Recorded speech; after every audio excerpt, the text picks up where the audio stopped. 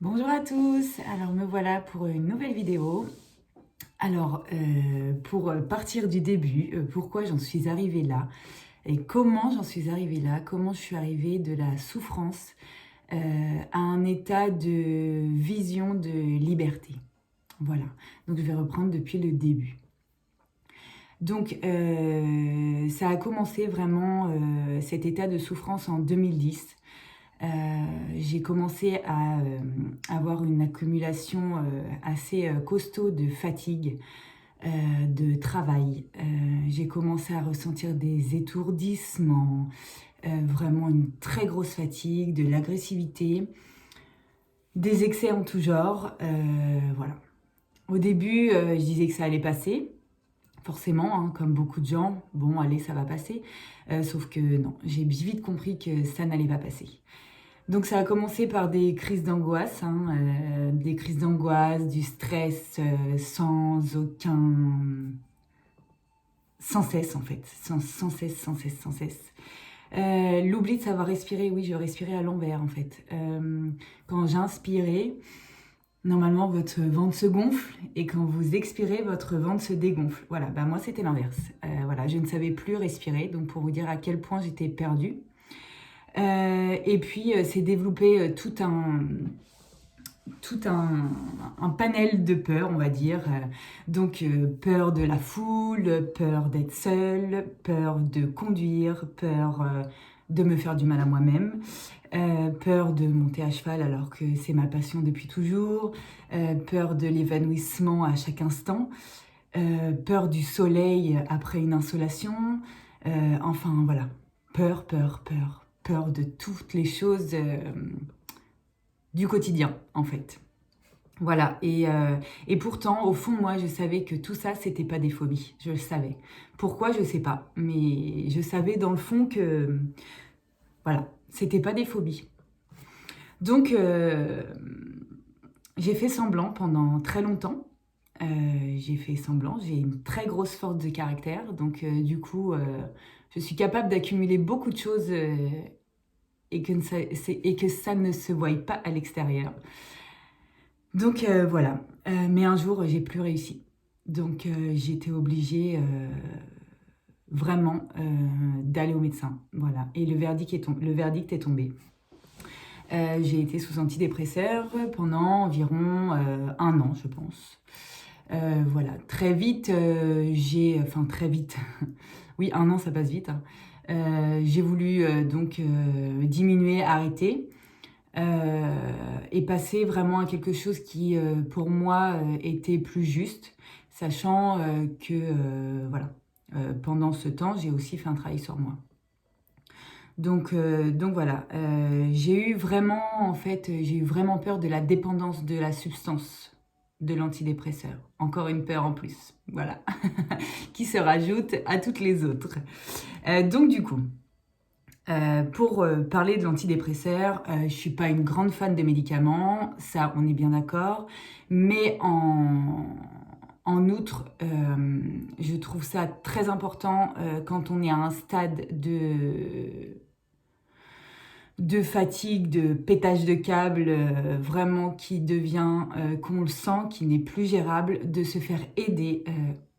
Voilà, pour ma part, c'est ce que j'ai fait. Je dis pas que c'est la solution, je dis que ça a été ma solution pendant un certain temps, pendant un laps de temps que j'ai accepté. Et je me suis dit, j'accepte de les prendre, ok, mais je sais que le travail de fond, c'est à moi de le faire. Un antidépresseur, c'est un pansement. Voilà. Donc, c'est un pansement. Si on ne cicatrise pas la plaie, il y a beau avoir un beau pansement, ça fera rien. Au pire, il y aura une infection.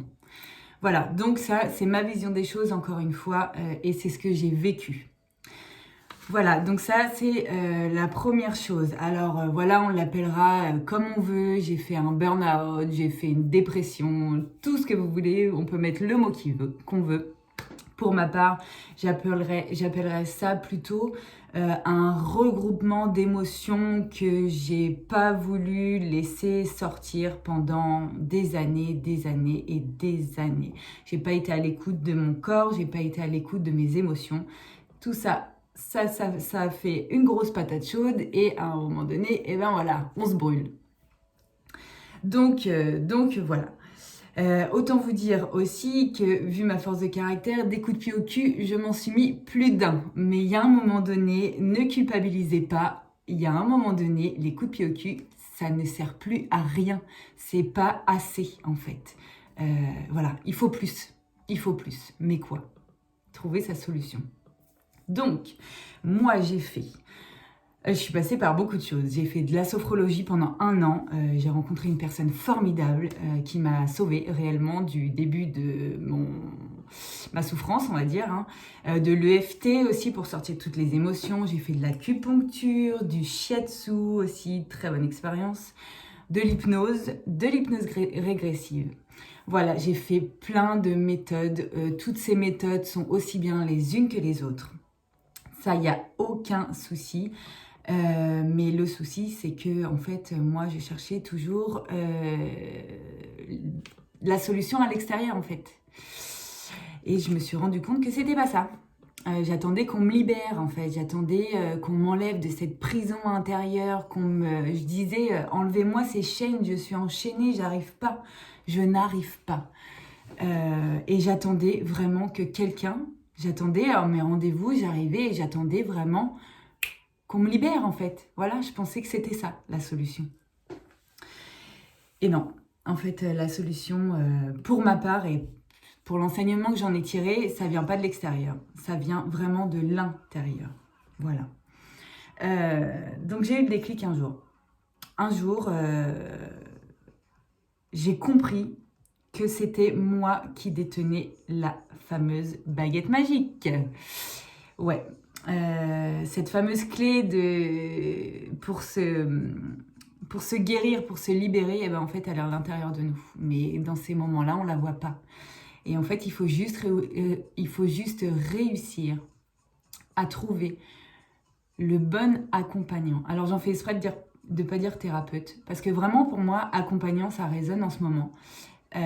Vraiment trouver la personne qui va vous accompagner, qui va vous mettre en confiance. Vous pouvez essayer n'importe quelle méthode et moi j'en ai fait l'expérience en fait avec une personne proche de moi qui me disait oh, ça aurait été 2 ans en arrière ce que tu as fait, ça aurait pas marché sur moi. Mais en fait c'est pas que ça aurait pas marché, c'est qu'en fait la personne n'était pas prête à ouvrir ses portes et à recevoir. Et ben moi j'étais dans ce cas-là.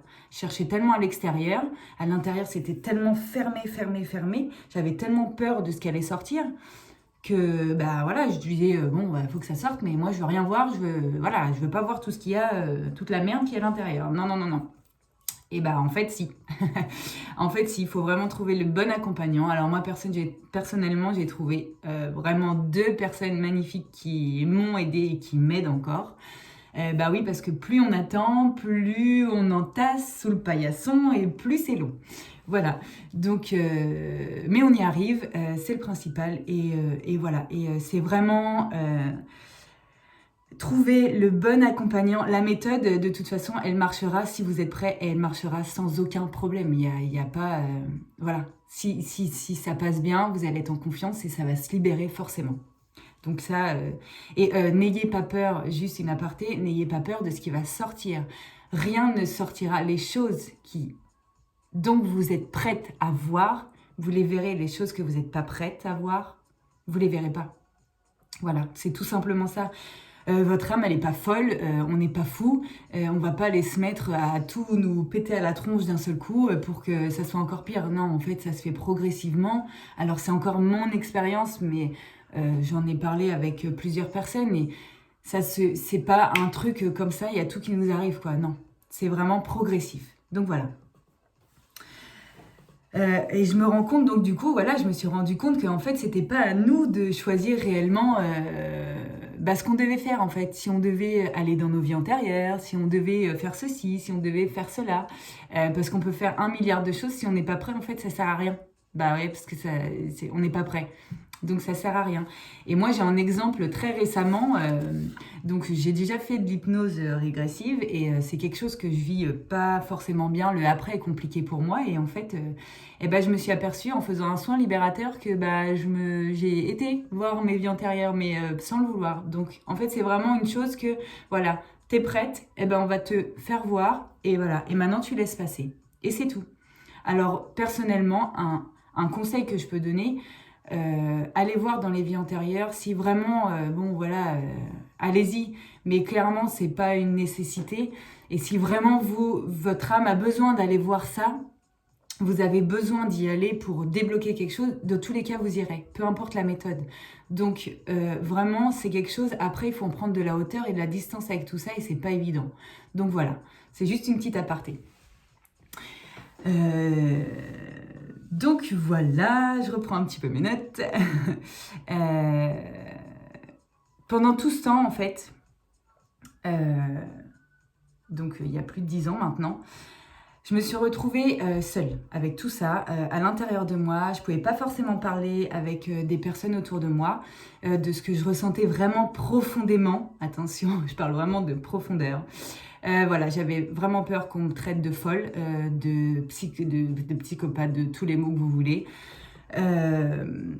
J'avais pas envie non plus de me mettre en arrêt de travail. Bah oui, l'arrêt de travail, c'est pas bien vu par les gens autour. Enfin bref.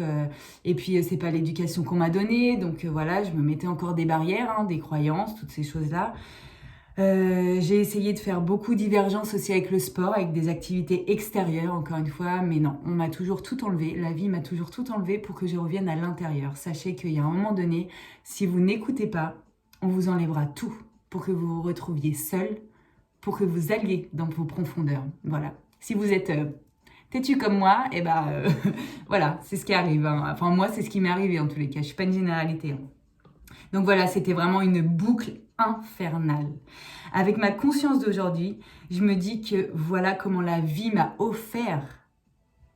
La vie m'a offert le cadeau d'aller voir dans mes profondeurs pour mettre en lumière en fait tous mes espaces sombres, que je les regarde, que je les pardonne, que j'en prenne conscience, que je les accepte et enfin que je puisse les transmuter en fait, pour que tout ça sorte et pour que ça laisse la place à autre chose de beaucoup plus joli forcément.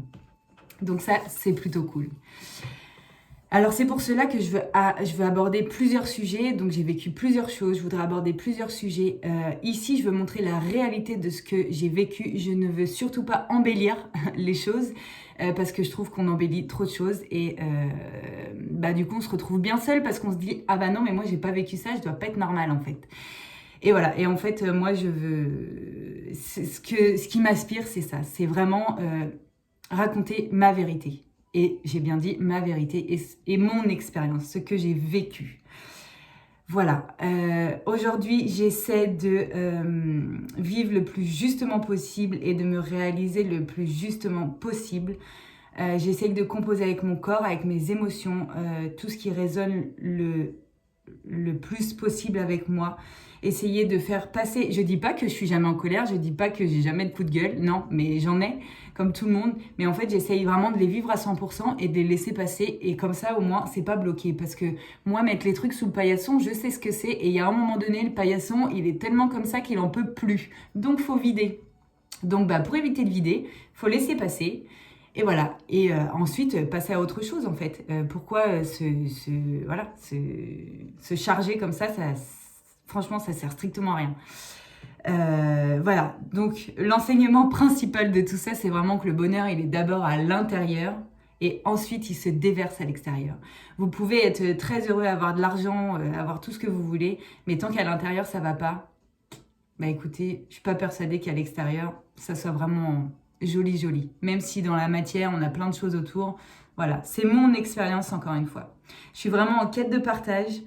Voilà, je veux vous expliquer voilà ce qui m'arrive en fait. Je ne sais pas pourquoi je dois faire ça, mais c'est comme ça. C'est pas évident, mais je le fais. Comme pour moi, c'est comme une évidence de vous partager tout ça. Alors que, bon, c'est pas du tout évident, mais voilà, c'est comme une évidence en fait. Par la suite, je ferai une vidéo sur à peu près tous les sujets que je veux aborder. Voilà, donc ça va résonner à certaines personnes. Encore une fois, ça ne résonnera pas à d'autres. C'est pas grave, tout est juste. Voilà, je vous fais de gros bisous et je vous dis à très très vite pour des points un peu plus précis. Bisous à tous!